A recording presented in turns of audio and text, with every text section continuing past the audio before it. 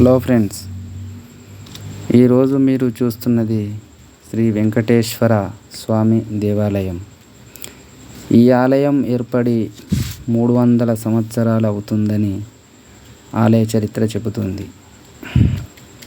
ఇక్కడ స్వామి మకర తోరణం శంకుచక్ర నామాలతో స్వయంభుగా వెలిశాడు.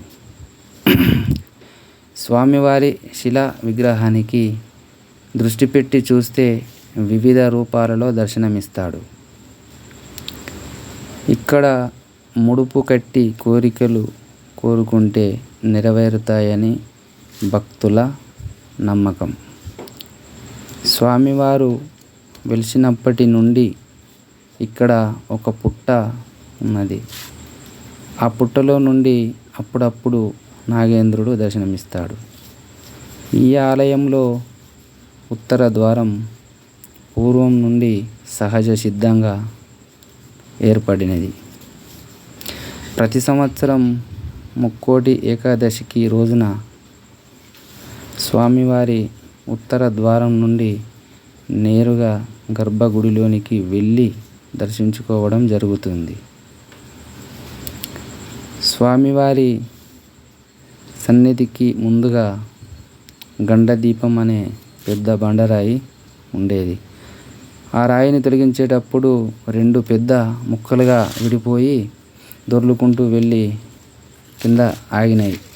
ఈ ఆలయ నిర్మాణ పనులు మొదలు పెట్టినప్పటి నుంచి ఇంతవరకు ఎలాంటి ఆటంకాలు, ఎవరికి ఇబ్బంది కలగకుండా ఆలయ పనులు పూర్తయినాయి.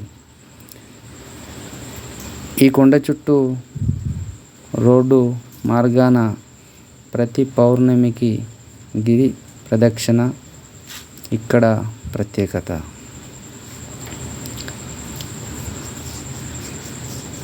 ఇక్కడ శివరాత్రికి రథోత్సవం జరుగుతుంది.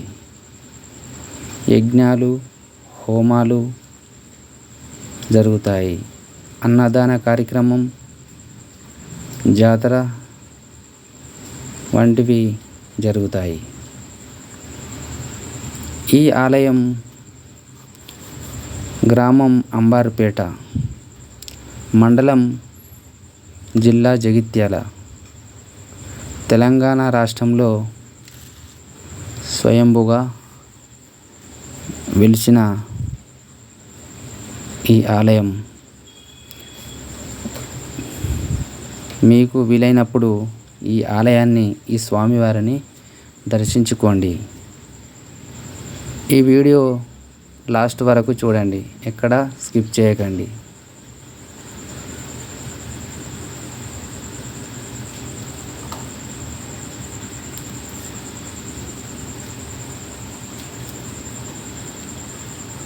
స్వామివారి పైన గోపురం, ఇదంతా గోపురం, గజస్తంభం, ఇదంతా వ్యూ కనిపిస్తున్నది. గుడి పైనుండి విలేజ్, ఆ ఊరు అంతా వ్యూ బయట. ఇది జగిత్యాల నుండి దగ్గరలోనే ఉన్నది, ఒక 3-4 కిలోమీటర్లకు దగ్గరలోనే ఉన్నది ఈ దేవాలయం. ఇది పైన గుట్ట పైన ఆంజనేయ స్వామి భారీ విగ్రహం ఏర్పాటు చేసిండ్రు. పార్కు లెక్క, ఆట పిల్లగాళ్ళు ఆడుకునడానికి బెంచీలు, ఉయ్యాలలు కూడా ఏర్పాటు చేసినారు. వ్యూ మంచిగా ఉన్నది. ఇక్కడ నుంచి వెళ్ళి కొండ పైనుంచి వెళ్ళి మనకు అంత రైల్వే స్టేషను జగిత్యాల కూడా కనిపిస్తుంది.